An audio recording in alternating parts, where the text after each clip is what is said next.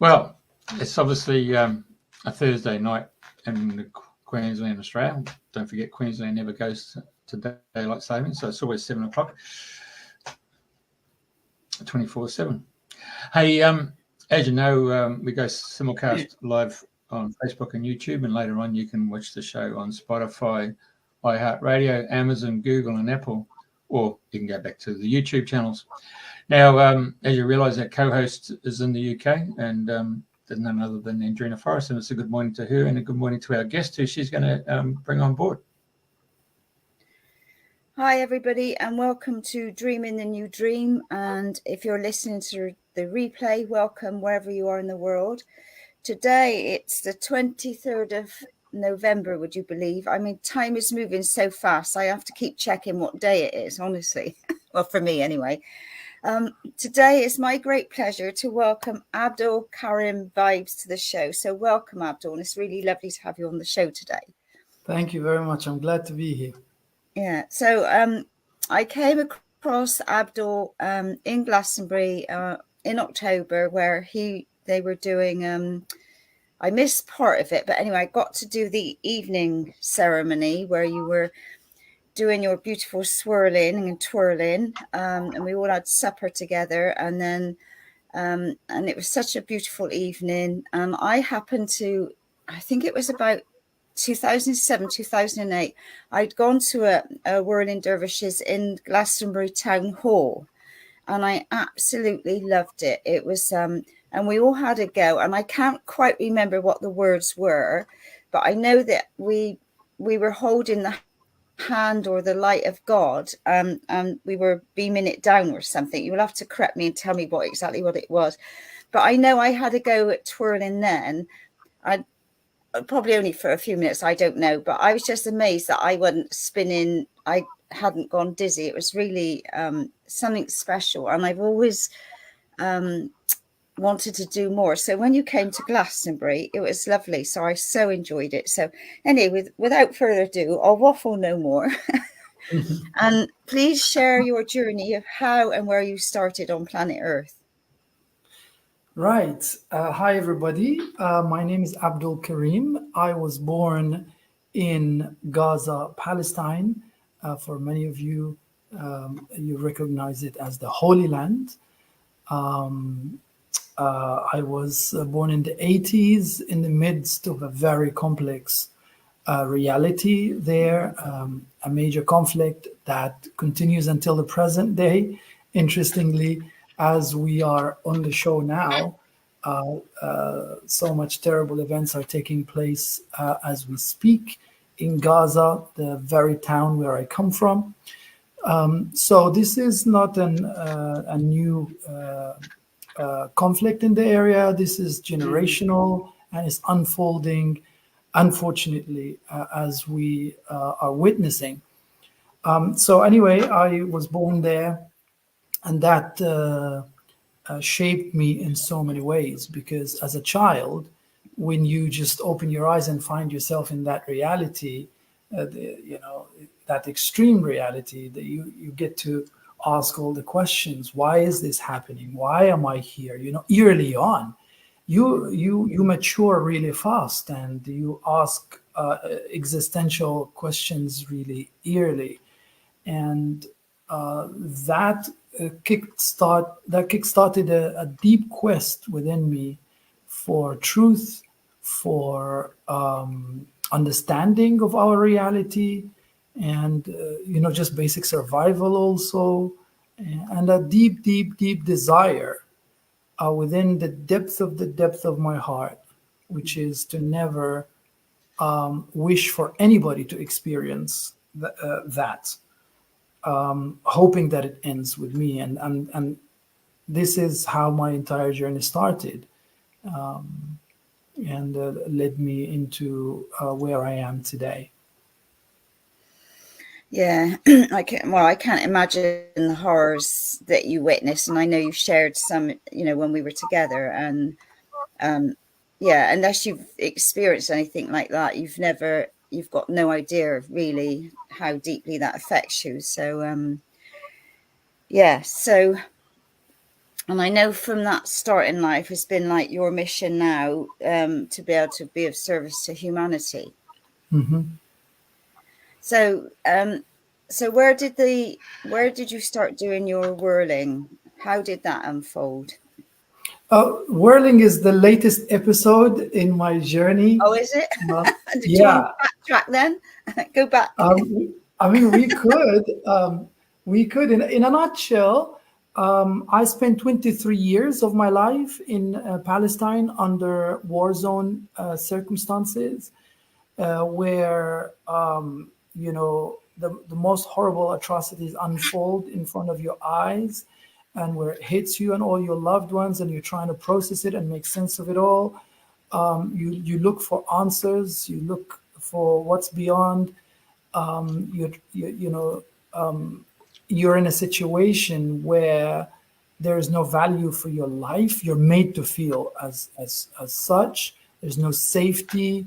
There's no rights. You feel like your life doesn't matter.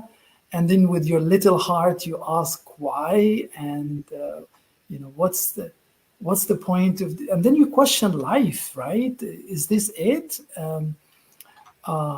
And that led me into a quest for understanding life, really. And something deep within me refused to participate in these violent cycles. Something within me did not, even though it's tempting for anybody in that reality, it's the pull is real. But something deep within me refused to contribute in that cycle, and I was deeply searching for meaning and for solutions and for ways to reduce the suffering of the people. I started with the people around me, myself, started a deep journey of healing and recovery. And eventually, when I realized it's too overwhelming for me to impact it in the way I would have liked, I decided to actually leave the place, which was a mission of itself. And eventually, fast forward, I managed to go directly from that war zone into London, of all places. So Yeah. that was a dramatic shift at 23. And then making sense of it all. But anyway, the beautiful experience of going into London gave me a sense of safety and sense of stability, and gave me the time and space that I need to heal and look deeper, and also network and reach out to different people and communities, and hear their perspective from outside. Because while you're in that so-called people call it as a concentration camp, it's blockade, and you're like, I spent most of my life within 3 square kilometers, right? Like it is really an open air prison. And so I knew nothing about the world other than what Hollywood offered on TV at the time, etc., or the Israeli TV for that matter.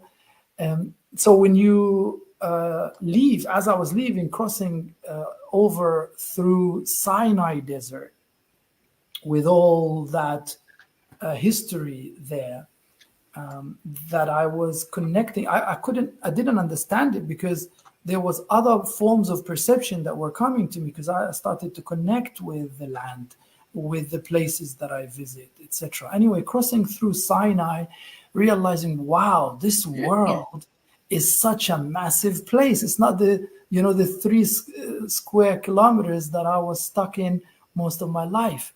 And it's just driving for hours, like 10 hours through the Sinai Desert to reach Cairo, and then see these millions of people. And then from there, for the first time, taking a journey on the plane when I was 23, and then landing into London with all the different environment there. It was fascinating, and opened me up to, yes, I knew there's more to life. And this started the journey for me of traveling all around the world. It's like I was just catching up, right? So from there, I traveled to Canada, China, the whole Middle East again, the whole of Europe. I just couldn't stop. And I started this personal journey really and truly back to me, back to my heart, back to my essence. This journey, it was outside through the travel, but I realized that journeying outside was only reflecting the vastness of what I hold, what we all hold within. So the journey took me from healing circles to different communities, religious, spiritual, social, different countries, different cultures. And I was just exploring and picking roses from different gardens, if you will. And that helped me heal, which is very, very important, because that's like blockage in your system. So that helped me heal, find myself once again, believe in myself, and go deep within. And during that journey, I'm the type of person that if I find something beneficial for me, I would naturally and automatically want to share it. Totally. So along the way, I picked up a lot of modalities, healing modalities that now I practice and I teach. I got to know crystals and minerals for the first time in my life. I was like a kid in a candy store. When in Valencia, Spain, for the first time, that was the first encounter I had with crystals. Like when I was a child, in our culture, Aladdin and all the fictional characters of 1000 Night and Night. I've always read about it. Look at me here in my candy store, but I've never encountered crystals in person. I just read about them, and I was always fascinated about them, like these glittery, colorful beings that I really wanted to connect with. That was the first time when I was probably 30 probably. It was the first time when I saw a real crystal for the first time, and I was captivated. I just couldn't help it. It was my first crystal was a ruby, which later on I realized that this is my crystal as a Leo. I'm a Leo in terms of star sign, and that was my crystal. I was fascinated by it. And then I couldn't help myself. I started buying. And over time, I acquired a large collection. And my friends were like, well, why don't you just, display it? And people then started saying, oh, it would be lovely if you... And then that turned into an actual crystal shop that you can see here in the photos, where I had established my own crystal store in London, and we became quite a phenomena at that, actually. And I didn't stop there, because I'm that type of person where I go where the heart goes, where I find joy and fulfillment. I just always look within, and this is what I learned on the journey. All the answers are within. Look within and follow the calling. So that was the crystal calling. So not only I was collecting them, but I also ended up going into mountains, digging them out myself. Oh, did you? Wow. Yes, in Turkey and other places. Maybe there's a video about that. So it's not just going into warehouses and collecting crystals, but actually going into, because I'm a van lifer too. That's another thing that came along, which was my childhood desire to always travel and be able to sleep wherever I go. So, home is where you park it, or wherever I lay my head is home, as Metallica says in their famous Wanderer song. Yeah, I had to look up the word, because I assumed it meant traveling in your van, van life, but I'd never heard of the word van lifer until I put up your flyer. So oh wow, yeah, it's a movement. It's very, very famous over the past few years. People, especially young people, grew they're fed up from having to rent a place in the city or a mortgage and be stuck in one place. They want to travel, explore the world. So it's become very popular. You just get yourself a van, you build it up. There's tutorials everywhere now. I actually built my own camper van, mobile Did home. you? Yeah, I drove all the way. It was a van that I had parked up for 2 years from one of my businesses that I closed down. And then a dream in the gloomy November or December of London, just before Corona time, I had a dream that I was in a caravan traveling around the world planting trees. In every country, I saw myself planting trees, very symbolic, in a camper van. And then I woke up, the inspiration came immediately. I got my van out of its hibernation for 2 years, and I drove it all, because I heard, I work like this, I just go. I heard that they're creative in Turkey for building up caravans and camper vans. So I drove all the way from London, thousands of miles, across the whole continent, all the way into Turkey, 1 month before Corona. And I crossed the border, I started the project, and then boom, all the borders of the world closed. The whole world went into lockdown, and I found myself stuck in Turkey, so-called stuck. It was the best time that I could have asked for, because I had the full freedom of being in mountains with my camper van. During that time, I had my own, retreat time there, and freedom to build the camper van, develop it. And then I found crystals in mountains, so I was just hunting the whole time, crystals. And by the time the restrictions were lifted, I had an entire collection that I shipped to London. Bet. Yeah, we hold like one of the largest collections in the UK. Do you? So, whereabouts in London are you? Proudly in E6, East Ham. This is East London. Right. Okay. I don't know it that well, but anyway. Yeah, our shop is called AK Vibes. AK stands for Abdul Karim, my name. Hence the brand. And this is where I share my journey in that shop, and everything that I've come across, from crystals to healing to therapy, to spirituality, to meditation, to superfoods and healthy foods that I've come across on the way. So this is my kind of medium to give back and share. And then back to your question. Yeah, this is the website and our online store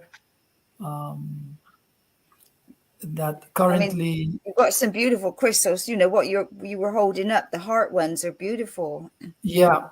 Some of the world rarest crystals you will find there as well, and it's hand selected piece by piece by myself. I consider crystals as living beings, as Tesla said as well. Quantum physics confirm that they vibrate their own unique energy. So if you connect with crystals,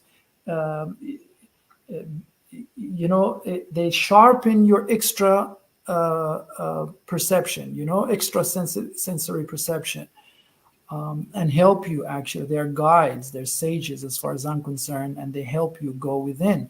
These were very important tools in my journey, and now I offer them and I make them available to people. Every single piece there is hand selected by myself, or hunted, or processed. I ended up actually opening up a whole factory in Turkey, in Istanbul, to process our own crystals, which are rare and historical there. Oh my God, that land is full of magic. Like literally, it's historic. There's ancient civilizations there. They have some of the world's rarest stones that no one can have access to anywhere else but Turkey, etc. So I had the pleasure and honor of exploring that country. This is our shop. This is London roads and Victorian houses, which I miss. I'm actually not in the UK at the moment, but because I keep traveling.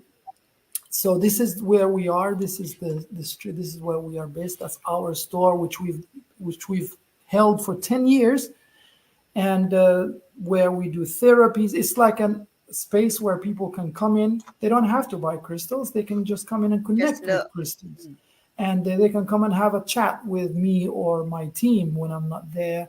They can come and have therapy. They can come and offload. Really, it's like this temple place, this sacred space that we are holding, of a high vibrational, it's unmistakable. It's a high vibrational space. The minute you walk in, it hits you, it uplifts you.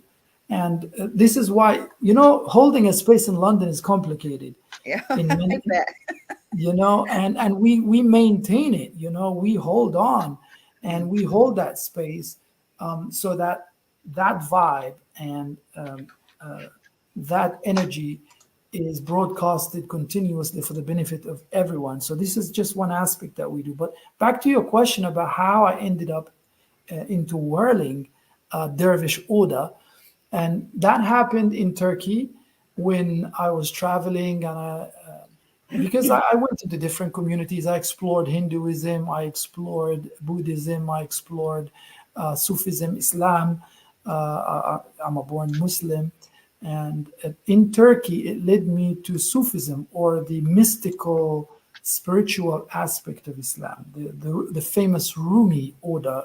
You may have heard of the famous mystic, I think 17th century mystic Rumi, Mawlana Jalaluddin Rumi. He's the one who brought this meditation method, if you will, this whirling dervish system of meditation. It's a form of dance. So you whirl around yourself. So I was always fascinated because Rumi is one poet and mystic that has impacted and touched my heart so much.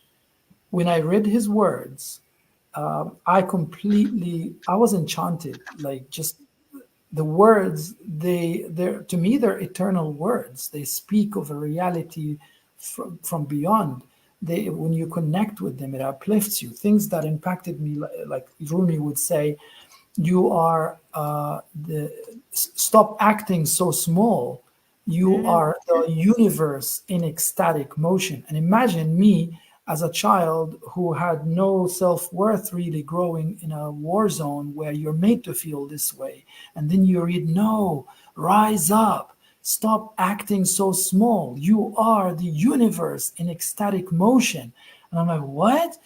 I want more of that. Like, I want to discover more of the universe. Wow. And then he further explains that you are not a drop in the ocean. You are the ocean in a drop. And that's deep and philosophical. And then as I was going through my spiritual journey, I started to have moments of, to experience this wisdom, to go inside within yourself and experience the vastness of who you are, to experience the world through your heart. It's a whole different perception. It's not through the mind. You actually quieten the mind. You go in the heart, close your eyes, and you see the whole universe. You start floating. You go to sleep, and all these dreams and visions that you see, you go into meditative states, and that's what whirling is all about. And whirling, basically, when you dance around yourself, when you whirl around yourself, what you're actually doing, you're whirling anti-clockwise, which is a way of taking you outside time and space. Anti-clockwise. It's to take you out of the matrix, so to speak, to take you out of the constraints of time and space, out of the mind. And as you come out of the mind, you find yourself going through the heart and experiencing the opening of the heart. So this is the art of pinning your heart, of opening your heart. So as you're whirling actually around your heart. You're doing this sacred dance around your heart. In Mecca, worshippers go and whirl around the Kaaba. They actually, what's called the tawaf. So they go around the Kaaba 7 times. Your Kaaba is in your heart. So you're whirling around yourself, around your true self. And Sufism teaches that God is a hidden treasure and he wished to be found. The heavens and the earth could not contain God, but the heart of the true believer contains God.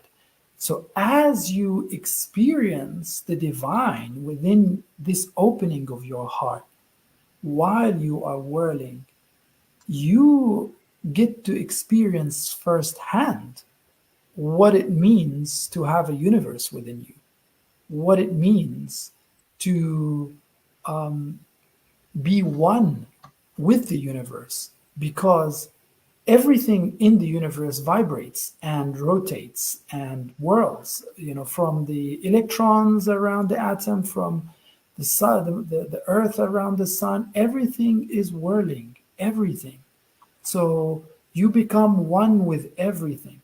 And as you were, this is what I discovered. This is why I got so hooked on this method of meditation, on this dance. So much so that I travel now around the world to share it. And because it's not just about you experiencing that, you actually become that, you embody that, and then you invite those who are watching, like in this video in Glastonbury where you were watching me. You are actually watching yourself, because there is no you and there's no me. That's correct. And so this is what I've been doing now, is going around the world sharing this art, this dance, this meditation, this prayer, this sacred ritual, whereby, as you can see, one of my this was in a church in Glastonbury in October this year. And as you can see from the movement, the right hand is up to the sky and the left hand is down to earth. So you are the medium between the heavens and the earth. You reach out with the right hand humbly, connecting with the heavens and asking for light, asking for love, to give all the love away. The love comes through your right hand and rotates through your heart 7 times, and then out through the left to earth, where this light and this love blesses everybody that's witnessing it, and the earth and the whole reality. So you're anchoring that light. This is how important this ritual is. And when you're there, and you open your heart to it, you receive what belongs to you. You receive a glimpse of who you are. It's like mirroring.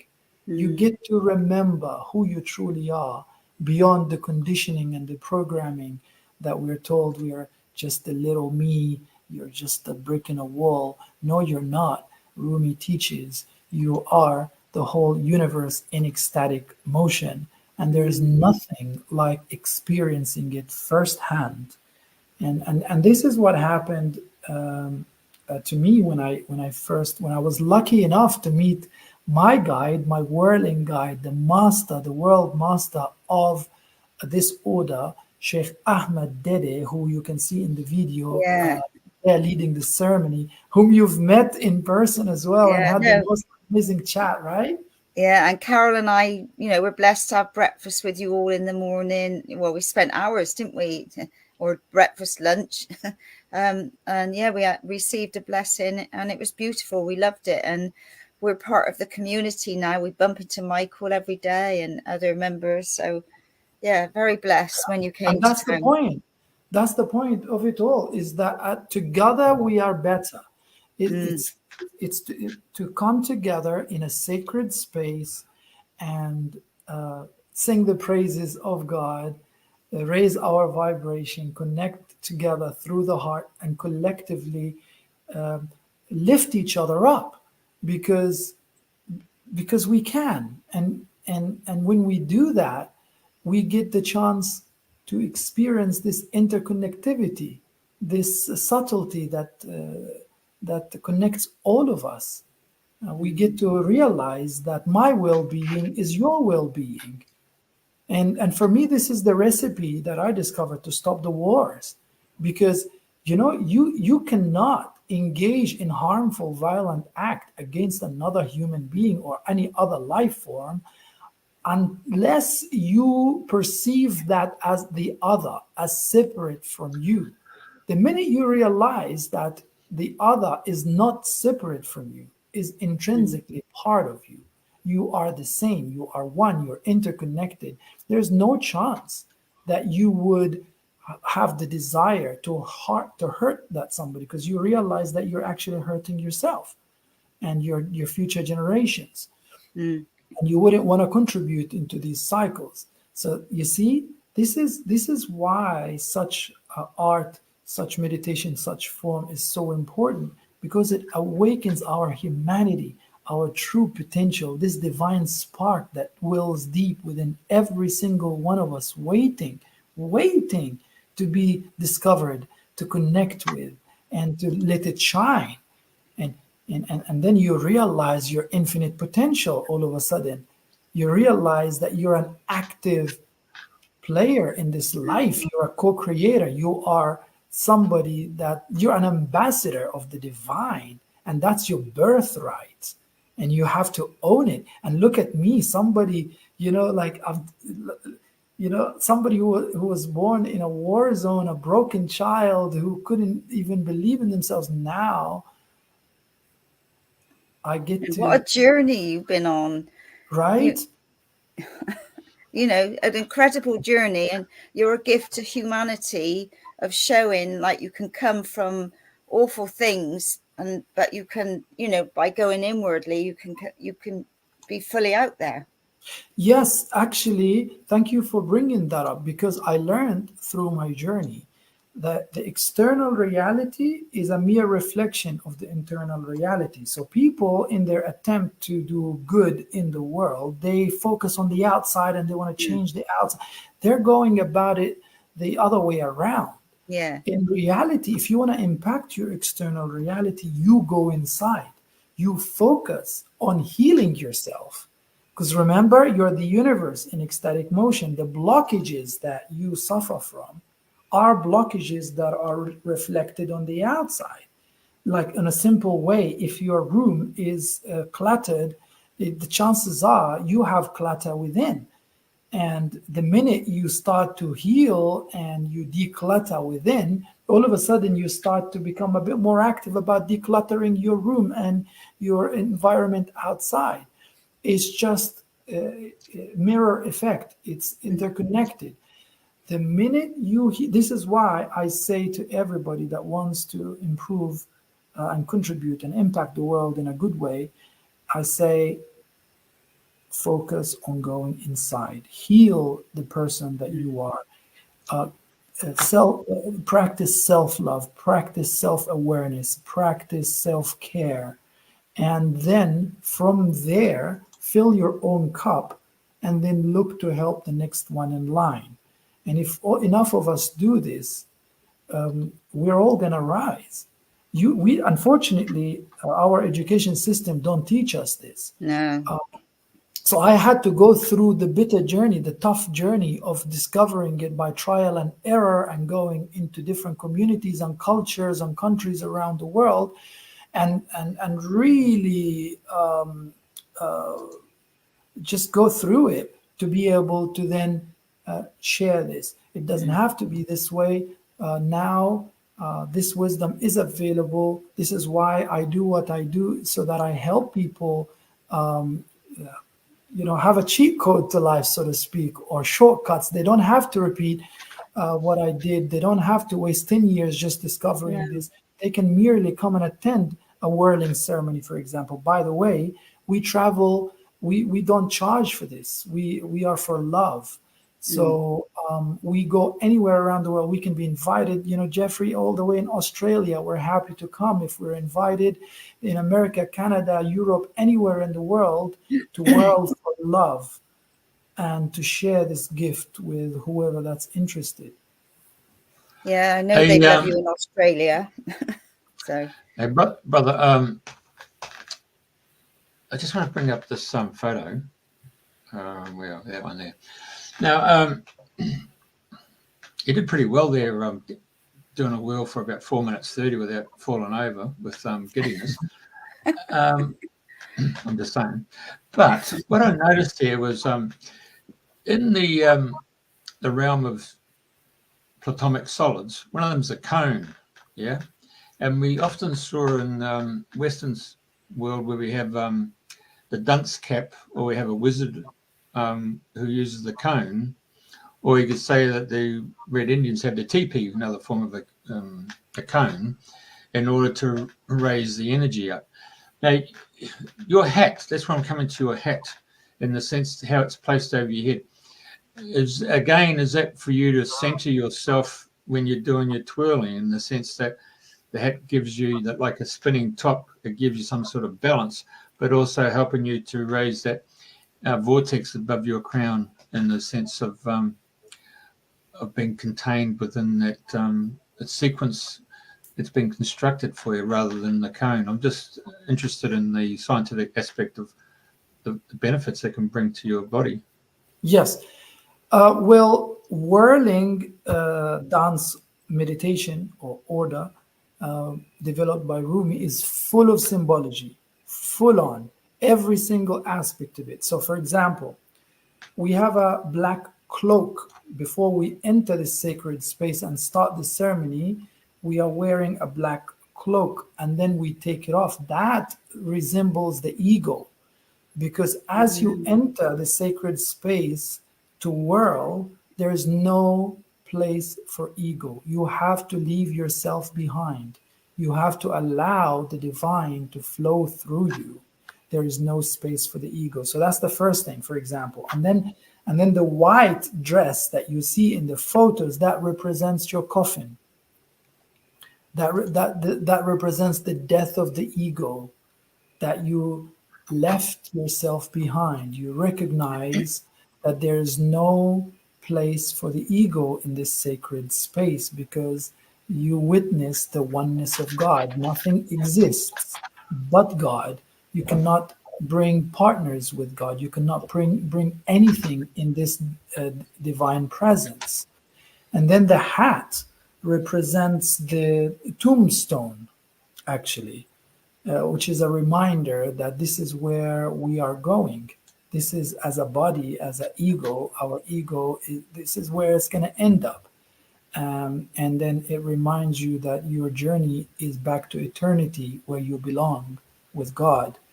And also, this is my own probably interpretation, is that this is your crown energy center here, and above it there's an eighth chakra or energy center, and that connects you to that. And this is like a connection with the spirit. In terms of the movement itself, because you talked about the scientific background, as you are whirling, you are creating a toroidal field centered at your heart. So there's this donut energy field that gets generated. In fact, I did not share some videos with you. There are some videos that people, when they watch it, they see light being emitted, and some extra normal phenomena where people witness. So as you're whirling, you're creating this toroidal energy field that's expansive, that expands. And that, like I said, it connects the heavens with the earth. And anybody that witnesses or is present there, they receive that light and love, because a dervish job in that state is to ask for love, to give all the love away, nothing for themselves. Just ask for the love. That's why take your presence away, keep your ego away, get in the presence of God and connect and plead. Ask for guidance, ask for love, ask for light, ask for divine grace, and then give it away. What belongs to people, they will receive in that presence. Nothing for you. You must not have any expectation. It's enough that you are in divine presence, because you have everything in reality when you're there. And that's where this method is so crucial nowadays, because wherever you go, you become, like Rumi says, be the spirit of any place you are at. Mm-hmm. So when you go anywhere, you travel with God. You are with God. You're bringing that divinity. You're bringing that light. You're bringing that love, and you're sharing it. You're leaving your presence behind, and you become like a distribution hub of that light and love, and you get to witness it. It's so beautiful. Not only it goes through you and you benefit others, but you get to witness it, and it's like double pleasure. You can't get enough of that. This is why I dedicate my entire life now for this. I go all around the world seeking nothing but this. I don't seek any monetary return. I don't use it, for a job or anything like that. Nothing. We are mere dervishes seeking that love and sharing that love, because we recognize that's what we are. That's thank you. And we recognize that, and we see and witness that this reality is created from love. Even when you see the hardship and the distortion of truth, distortion of that reality, if you see it from a bigger perspective, you'll see the love behind it. All of this reality is a manifestation of a loving God that dwells deep within your heart and awaiting this reunion, with you. And this is one way of going there. And if you read the works of Rumi, he talks a lot about that connection between the lover and the beloved. And this is how he addresses God. And look how beautiful that is. If we all connect from that heart-centered space with love, with the lover, it changes the whole perspective, right? Mm-hmm. Yeah. Hey, brother. Hey, just come to that photo there. There's an aspect that's very similar to Qigong, for example. Yes. So in Qigong, without doing the actual whirl, you do go and place your hands like what you've just presented there. One goes to heaven, one goes to the earth. There's a few movements there that are really slow, but you can feel the chi go through your body. It's just so it's amazing how similarities turn up in different cultures. Yes, 100%. Wisdom. This is one thing that I found fascinating about the tradition of the Prophet Muhammad, for example, of Islam, where he said wisdom is to be sought even if it was in China. Wisdom is the bounty of the believers. Wherever he or she finds it, she's most worthy of it. So this call for always experiencing and seeking wisdom and knowledge from across the world, because ultimately we are one. Rumi teaches again, who's also a follower of the Prophet. Rumi teaches that see oneness in diversity. So we might be diverse in different colors, and like there's a verse in the Quran that says, all people, I have created you into nations and tribes. I have created you from males and females and made you into nations and tribes, so you may get to know one another. Because as we get to know one another, we realize that we are no different. We realize this oneness. The more we get to experience that, get to know one another and work together and meditate together, the more we realize, wow, that same signature, if you will, that same vibration that vibrates through me is through you and it's through him. It's just it's like different points of reference on the same grid, so to speak. It's like this interconnectivity. You get to see it, and then all of a sudden that takes you inside to meet the divine within, and to understand that you are one with the divine. And that journey is my life journey. Our life journey is to take us there, is to take us back to source, is to take us back to love. Otherwise, if we live cut off or separated, this is the root of all suffering, Totally. Hence why, for example, during the ceremonies, if you realize the flute is being played all the time, very, very important tool as part of the ceremony. That ney they call it in Turkey, that bamboo flute. Again, the symbology is there. The bamboo flute was once part of the bamboo tree, and it got cut off, and it's got separated from its mother, from the source, and it was made hollow. So when you blow into it, the sound that comes out is the sound of longing for the source. This is why when you hear the flute, it's so nostalgic and so sentimental, and it evokes something within you. Because we are like that dry flute, longing for the source of where we come from, where we belong. Yeah, that's beautiful. You know what you've shared about the flute. So, and I know when we watched you in Glastonbury, it's so hypnotic. Just, you know, you're totally in that space, totally focused, just watching you. You know, you're like you're in your own trance, aren't you? For us that are watching, you know, absolutely beautiful. So my next question would be, and I see Lilius has asked the same question: how can we learn ourselves? I know there's a workshop coming up in February, isn't there, in Glastonbury? I don't know if you're coming back for that, if it's you guys, but I know I think it's February, but anyway. So how can we have a go ourselves? You know, like, so say when I finish here, I think, right, I'd love to have a go. What pointers would you give us? Yes.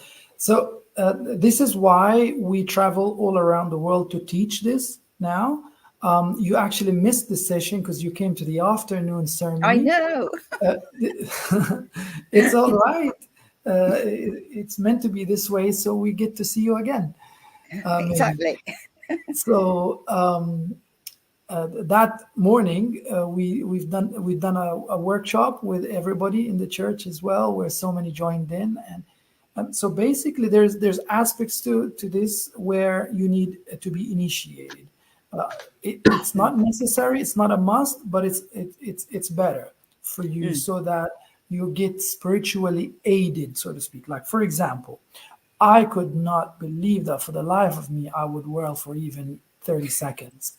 Like, seriously, this is why from my childhood I wouldn't ride on them swings, and I would immediately faint or vomit. You know, it was like something that I would not do.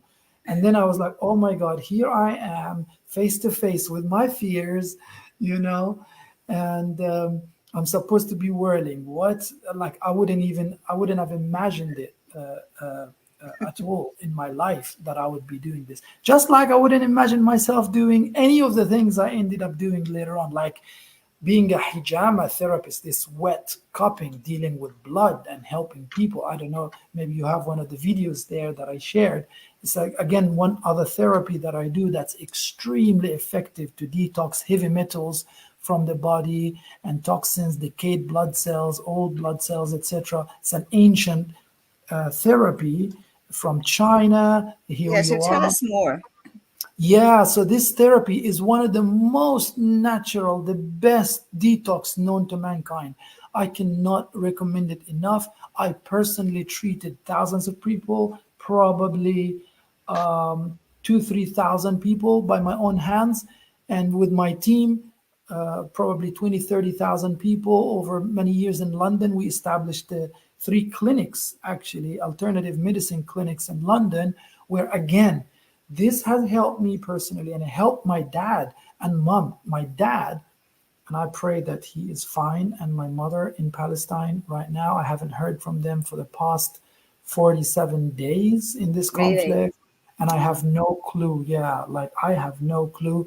And I pray. We heard that there might be a ceasefire that I have been praying for all these days, that is scheduled to take effect today or tomorrow. So I'm hoping for the best. So basically, my dad has suffered from chronic headache, migraines, and bowel syndrome. And my mom was asthmatic. And when they visited me in London for the first time, they got to experience this therapy.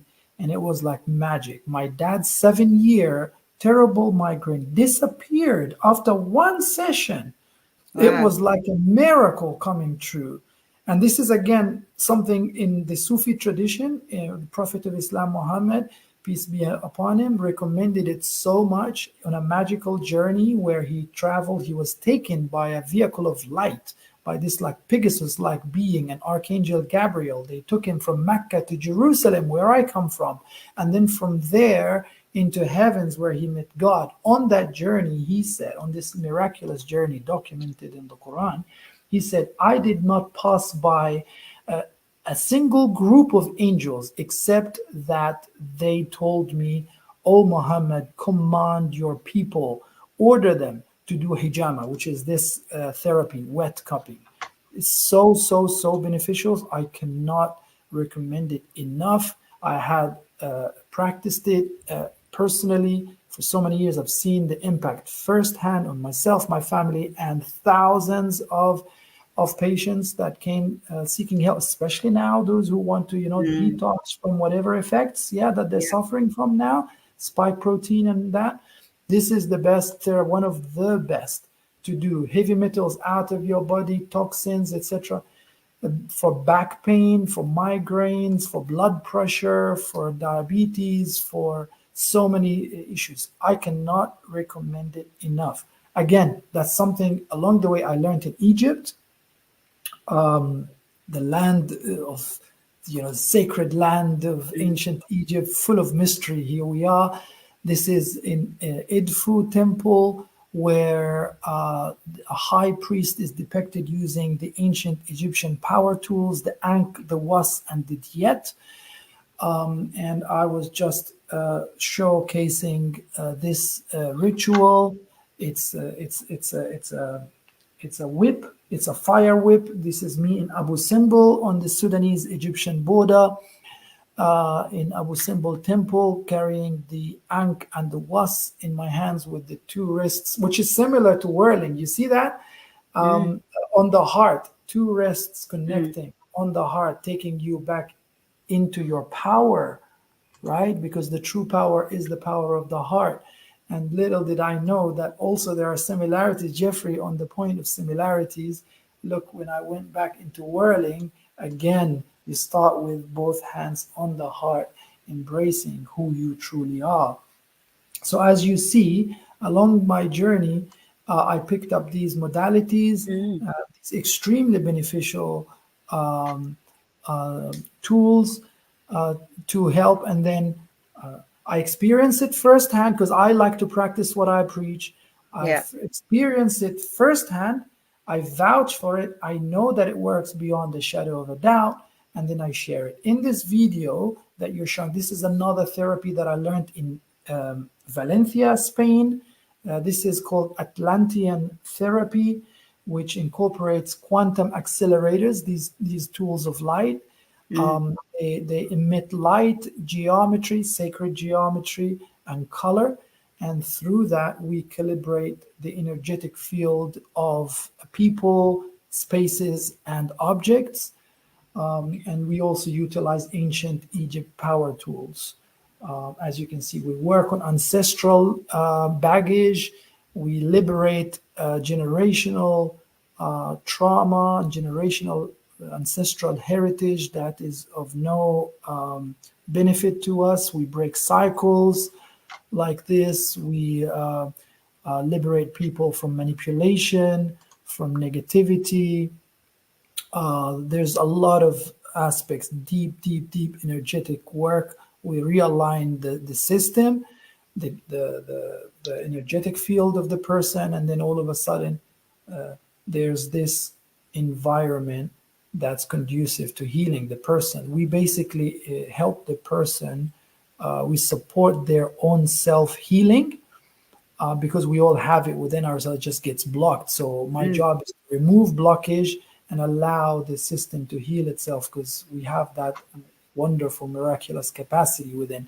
And then I do deep ancestral work with people inspired from ancient Egypt, the ritual of the opening of the mouth, exorcism even, and so much more. So that's something that I've learned from masters especially Jose Miguel of Valencia, the Atlantean master, who channels this wisdom from ancient Egypt and ancient memories that he recalls. And then he trusted me with that, and then I started to also remember, let's just say, ancient memories, and also download my own visions, and then develop this system further, and then use it for the benefit of the people. So that was another thing that another tool to the box, so to speak, that came about. And I practiced it for over 8 years. It took me to ancient Egypt, ancient Mexico, you know, the Aztecs and the Incas, and that civilization. I traveled all around to find literally pieces of me. Like when I traveled to Egypt, I felt like parts of me, fragments of my soul, so to speak, integrated in these temples, the pyramid, and the meditations that we do there, the journey, the Horus route or the Moses route, also all the way from Cairo through Sinai Desert back to the Holy Land of Palestine. I also walked that route. I traveled the route also to Costampella, the Santiago, in Spain, and again along that journey, 10 hours, you get to discover. So this is the beauty. This is something that I found fascinating in the Quran, because the Quran says, "Walk in the alleyways of earth of God's creation and eat from God's fruits." Because God, that's what God wants. God wants easy for you and not hard. We actually make our lives hard. We are by our own choices. The divine wants love, wants abundance, wants us to enjoy this beautiful reality that He's created, which we can turn into paradise. It's a paradigm shift. It's about what you embody. You can have your paradise here. You can have your hell here. You know. And the divine clearly, through different messages, through different civilizations and ancient cultures and spiritual paths, say the same thing. God is love, and that's what God wants for you. So seek that, embody that, know that you are that. So we're here once again to remind everybody of this, because you know, you have to believe, because you can't become if you don't believe. You have to believe that you are love to become love as a first step, as a prerequisite. Yes. Hey, brother, have you ever come south of the equator? Sorry? Have you come south of the equator on your journeys? I just want to ask you. To the equator of Earth, if I have... You come into the southern hemisphere, yeah. The equator in the middle of Earth? Yeah. It's because the way when I'm looking at you and I'm seeing you and you've been talking about it, you've been traveling around the world. It seems to me that you've been traveling all the countries of the northern hemisphere. And so with your whirling, doing anti-clockwise, I can understand working in the northern hemisphere. But coming across into the southern hemisphere, our vortex, our toroidal field is completely different. You would have to go clockwise. So you want to put that to your master. Yeah. Yeah. Because if you go, whoever... you fill up a basin of water in the northern hemisphere and pull the plug out, you'll see its vortex. Now, if you come into the southern hemisphere and do the vortex, it's completely opposite. So it's very much similar to our magnetic field on the planet. So yeah, because I don't know if your Sufis have actually come south of the equator, but I also want to say that, you know, you talked about Muhammad, but you know, we've got the Shiites as well. So isn't there always that little conflict in ideology between the Shiites and the Sufis? Yeah, it's the same as the Anglicans, Lutherans. Yeah. Yes, you meant to say the classic historic division between the Shias and Sunnis rather than Sufis. Sunnis. My apologies. I take that. Yeah, back. no. That's not a problem. There's actually the Sufis and the Shiites and the Sufis and everybody else. they are a lot closer, because you see with Sufism is the mystical practice, the spiritual path of Islam. And it's closer to Shiaism, it's closer to Sunni. It's like it's not, it doesn't fall as part of this divide. You can have a Shia person that's a Sufi seeking a spiritual path, and you can have a Sunni who's Sufi. So Sufism is this spiritual path that takes you to the heart, irrespective of the political or religious affiliations. Because in my way, for example, my religion is love. In my way, and I recognize the message of Prophet Muhammad. He was sent as a mercy to mankind. There's a lot of misconceptions. People don't actually know who Prophet Muhammad truly is.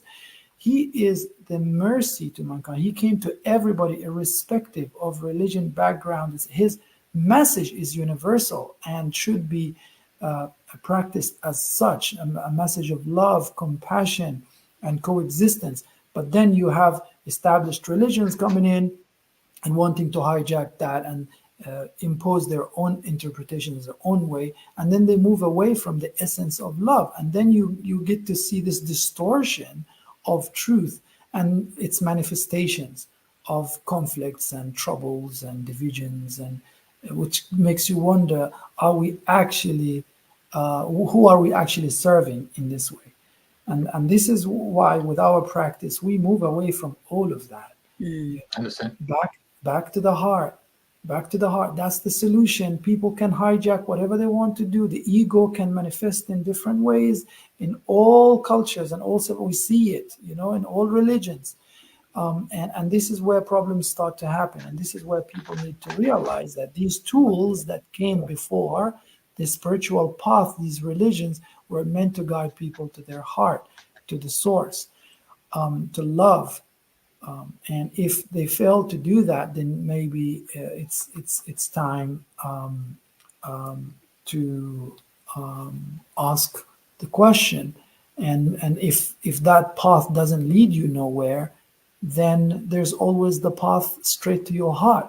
And we are here actively working to remind people of that, irrespective of color, background, religion. We are all one in the sight of God. And the love that beats within my heart, it's big enough to encompass this entire reality. Even the wrongdoers, even those people who are programmed and hijacked, I actually have sympathy for them. I have sympathy for people who are in pain, who are suffering, and they're resorting to the wrong things to ease their suffering,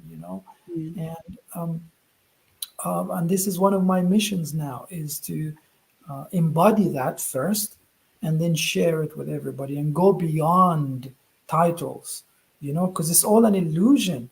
For God's sake, like, my name was given to me by somebody else, and my identity, I am this and I am that, it only serves as divisions instead of being celebrated as diversity and different flavors of life. We then use it as borders and boundaries and means of separation. It's about time for that to stop. Definitely. And we are here to resonate that, and we will continue to do so long this heart beats. Oh, well, you've got a beautiful heart and soul, and and we all pray for your family and for peace. That all of us here are doing our best to keep, hold the peace within us, so that we radiate peace to help others to find the same. So anyway, yes, sorry. On that note, I'm just led to share something because it's so relevant and it's so it's in the now. It's a call for my people in the Holy Land. And I'm not saying Palestine or Israel. I'm saying the Holy Land. And I'm saying my people, everybody that's there. For those who resonate with this message, it's time to rise up and spread this love and spread this peace, because you are the true ambassadors of love and light, and I know you exist. I know personally people on both sides who want to see the suffering come to an end, who want to only see love and coexistence and unity for everybody on the Holy Land, because the Holy Land is for everyone. So I call upon you to raise your vibration, raise your prayers, be in the heart, broadcast from the heart, this, so that it counteracts that call for fear, for division, for separation, for suffering, that distortion of the truth. And the solution is for enough of us to be in their heart space and resonate that this is how this centuries old, this conflict did not start now, but there is a chance for it to end. And it can only end with love, because the answer is love. The solution lies there. And those who embody that need to resist the temptation of being pulled in this war vortex and remain in their heart space and resonate, and never doubt the power of your heart, the power of love, the power of your vibration. There is a reason why you and I were born in that part of the world. There's a reason why we genetically belong to that ancestral line, and it can end with us. If you are overwhelmed, take strength from my words. If you are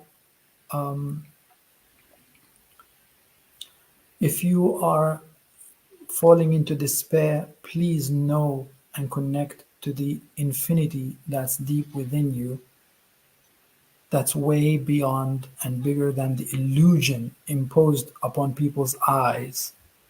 That this reality and that paradigm, it does not have to be that way. That's an illusion in of itself.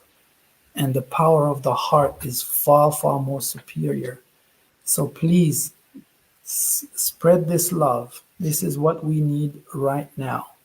Free yourself, free your future generations from this baggage, from these cycles that are consuming us. Isn't it time? Isn't it enough? We need to rise up to this responsibility. We can do it. I have risen up for years. I made conscious choices not to contribute to the cycles of suffering and violence. There is a better way, and this is the better way. And you're supported, because this is the way of the divine. The minute you seek that, the whole universe is going to support you, because the universe right now is only supporting love. Anything else is diminishing, even if through illusion it's made to feel overwhelming. It's not. Seek that within you and know that you have that power, you have the support. And if your strength is waning, get in touch. Get in touch. I'll send you strength. And that strength is not from me. Do not look at me. Look at that which makes me speak, and seek power from that source. And that source is within you.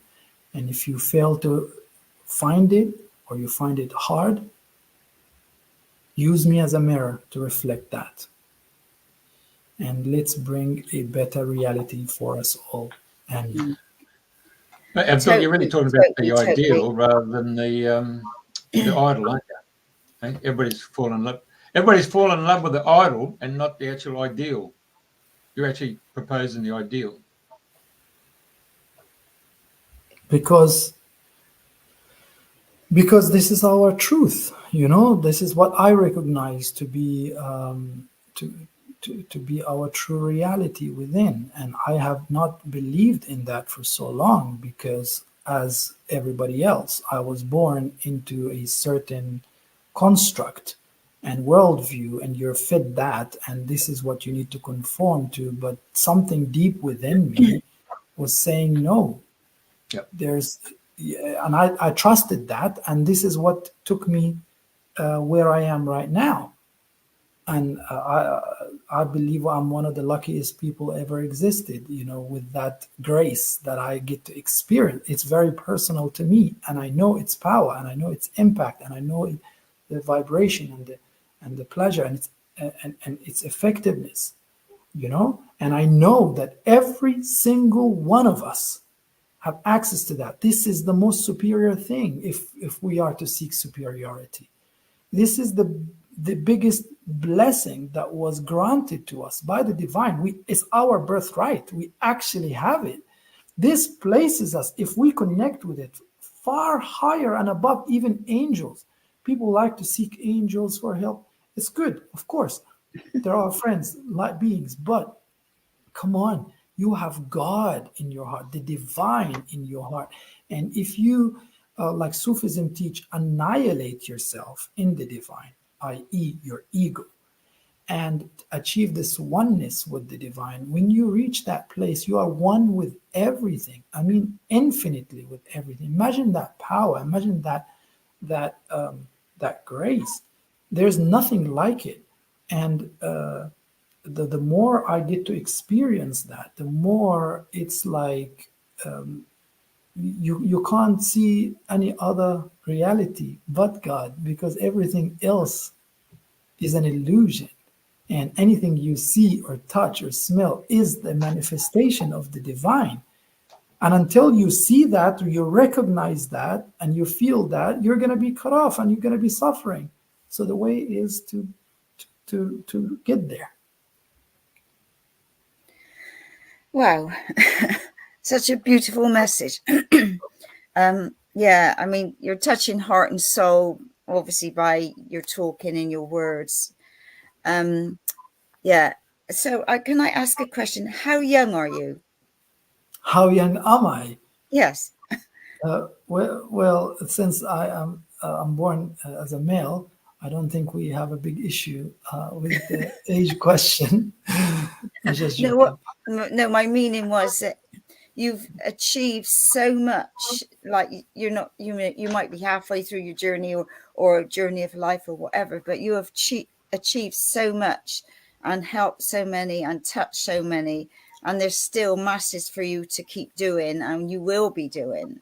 Yes. I have just turned 40 in July. I'm a Leo. So I've just turned 40. In our Arab culture, you can only be considered a man to reach the age of manhood once you hit 40.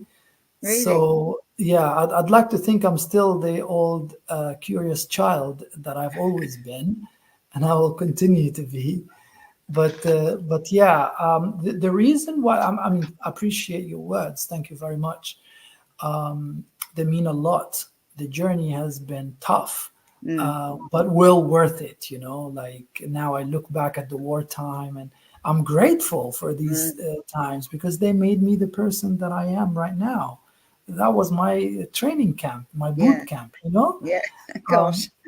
This is why I don't mind van life, around the world and being alone. Like I just drove across the whole continent for 1 week alone, and it's okay when people freak out from that journey because they can't sit with themselves alone. I love it because I recognize I'm never alone.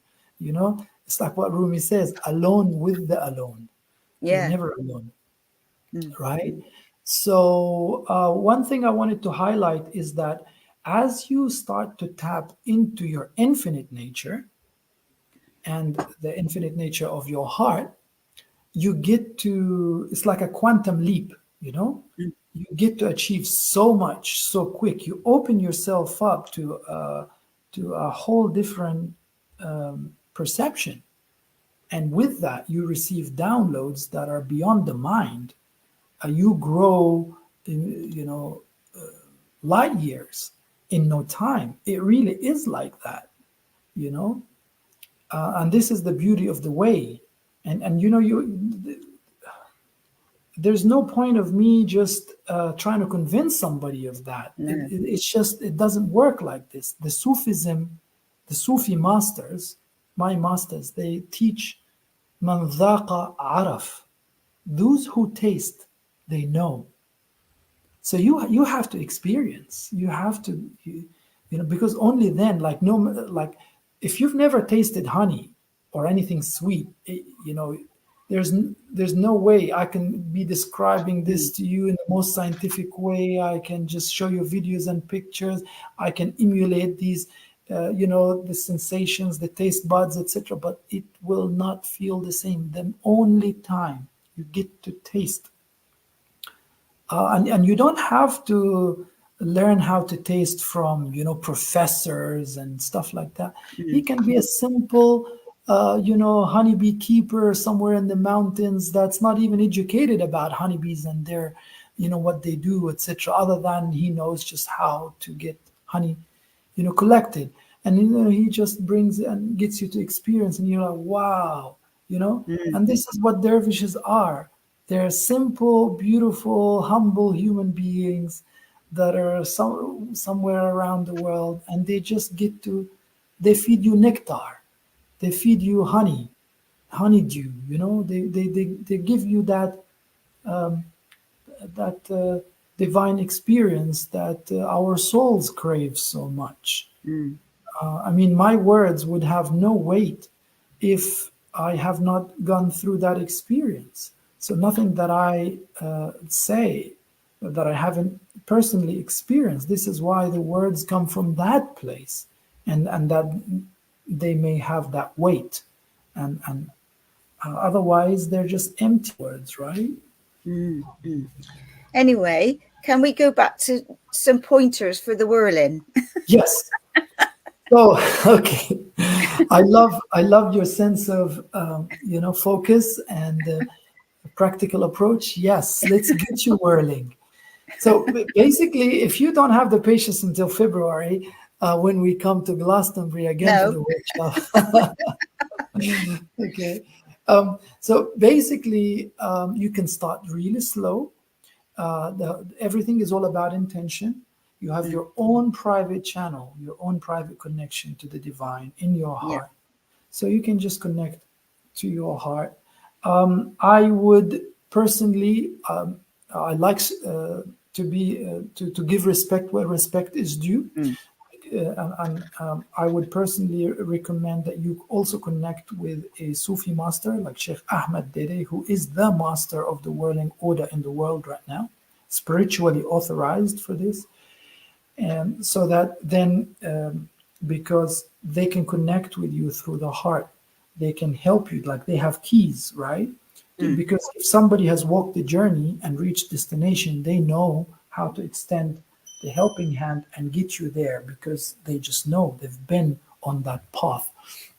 So to get initiated is the best thing. However, you also have your own connection to the divine. So you feel in your heart, and you can put your hands on like so, right hand on the left shoulder, left hand on the right shoulder, feeling in your heart. And then you can start slowly whirling, even if it's 7 steps, even if it's just mere 7 steps, and slowly bring your hands up, right hand to the sky, seeking God's grace and love, and left hand down, so that you bring that blessing for yourself, for your house, for your children, for your family, for your people. When you're in that space, you can just pray. The idea is to connect with the divine in your heart, and then be the medium to channel that energy and give it everywhere you can. And remember, as you're doing the whirling, remember to leave yourself behind. Get out of your head, basically. And if you can't whirl a little bit longer, and the whirling will help, trust me. And slow it down if you get dizzy or anything like that. I really am absolutely gobsmacked. I'm shocked to my core until now that how could I do it? Like, how could it be possible that I never fainted or never felt dizzy? It was impossible for me before, but I guess once it's time, it's time. As part of my daily practice now, for the love of the world, I do 1,000 times, which takes me about an hour. It's like not in my wildest dreams, right? I wouldn't even be able to do it for a minute.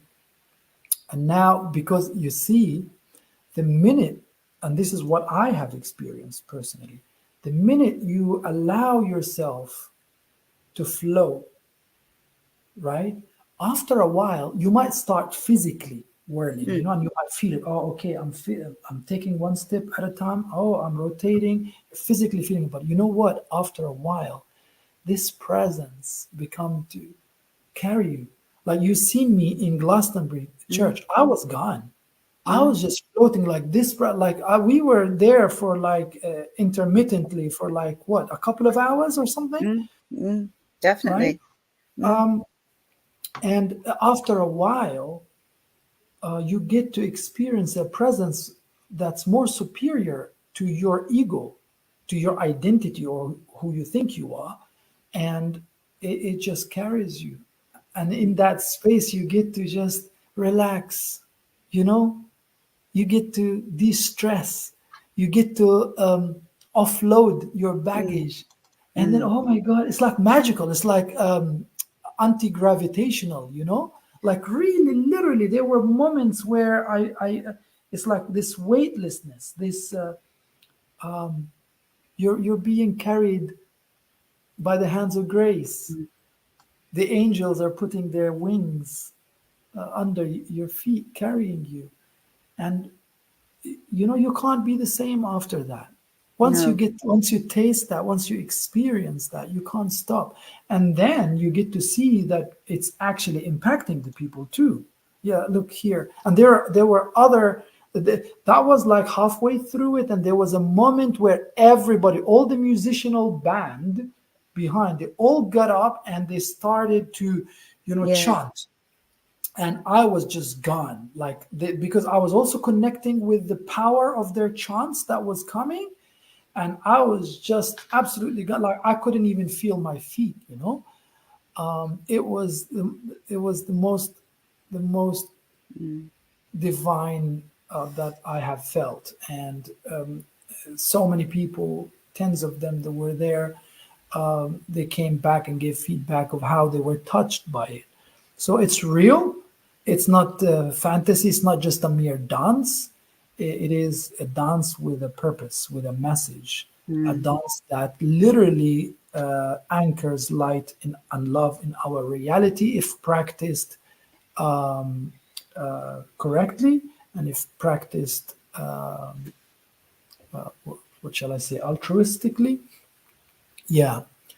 And this is why this is my friend and brother Adam. He's Hungarian, and also he became a whirling dervish recently too, and he's fantastic. Yeah. Wow. Well, we're coming to the end of the show, and would have liked to have asked you a lot more to do with your healthy food life as well, and also human design. So perhaps you'd come back and talk to us another time in the new year and share your wisdom. Yes, happily, but just very quickly on these two points. Again, these were other junctions on my life journey.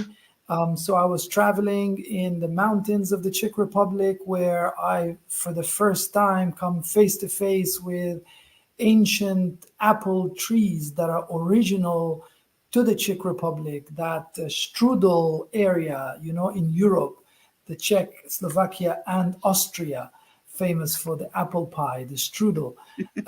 And these apples existed since eternity. You know, they don't even have English names. They're like so local. They're very, very local varieties. And I remember a saying of the Prophet recommending vinegars as a food that every single prophet consumed, and that Prophet Muhammad recommended very, very much. And I was so saddened that I couldn't find original, authentic, traditional, fermented vinegar. So I've decided, long story short, it's a whole journey that took me 6 years.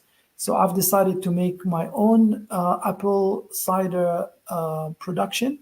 I studied 3 industries to get to that by myself through books and pure experimentation. I studied the juice making industry, the alcohol making industry, and the vinegar making industry to make a truly authentic, no additions, no filtration, no pasteurization, truly traditional, like it was like it was done in Jesus times, truly healing, because I couldn't find it, so I ended up making it. And that started a whole journey into food, because you see, again, the Prophet recommended that, look, your body is your vessel, you need to take care of it.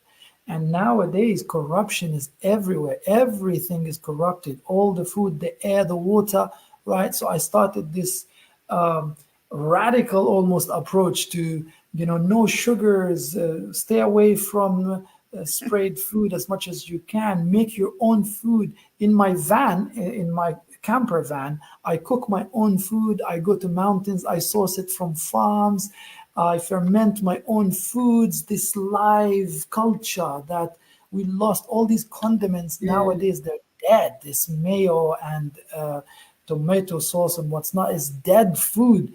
The real condiments are alive. This is a whole other area where, it's full of live culture. And when you eat that, this is what your body becomes, what you eat, right? Exactly. So again, I started to learn all these ancient old methods of fermenting food, of producing superfoods, hunting things from the mountains, shilajit. Now I am actually in Lithuania, right next to Russia right now, and I'm about to source some wonderful shilajit, the famous. Lovely. Yeah, and I go all around the world, and I pick, like from Turkey, it was the the olive season. So I've picked the olives from the trees and marinated them myself, etc., etc. And then I share, watch this space.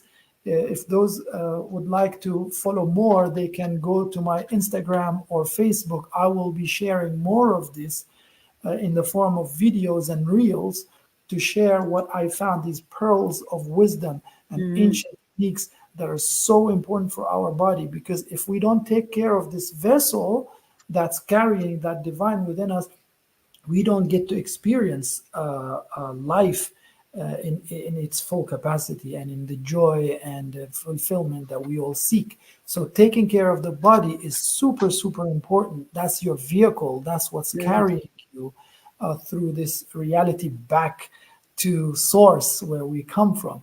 So that's another aspect. And then human design opened me up to the mystical aspects of numerology, astrology, of the I Ching of China, of the Kabbalah, of the sacred arts, of the chakra systems, and then our own DNA and what it encodes.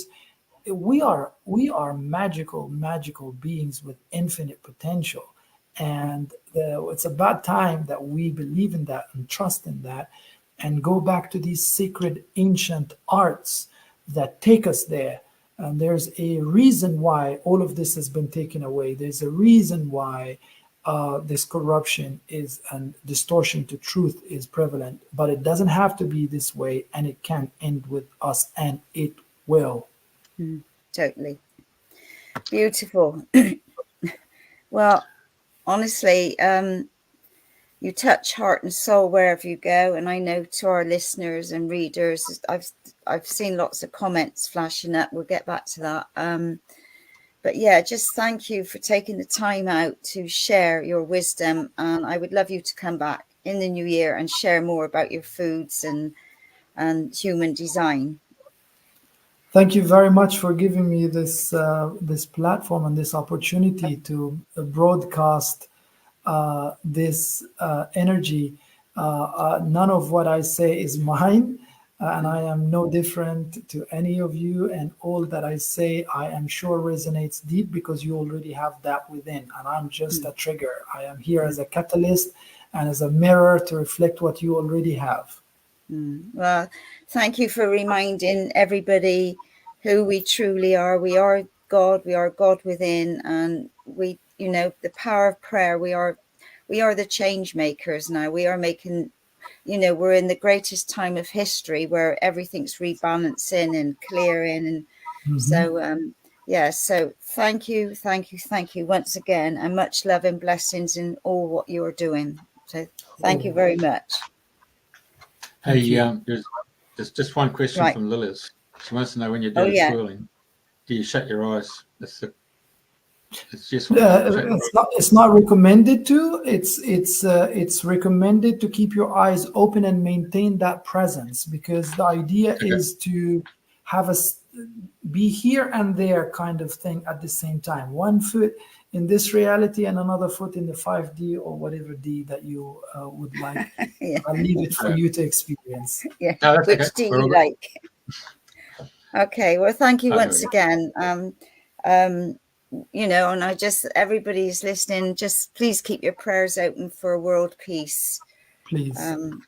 You know, that's our focus, is world peace. It's my daily prayer, daily practice, and that's why for that I whirl, and for that I feel that I exist. Well, keep whirling.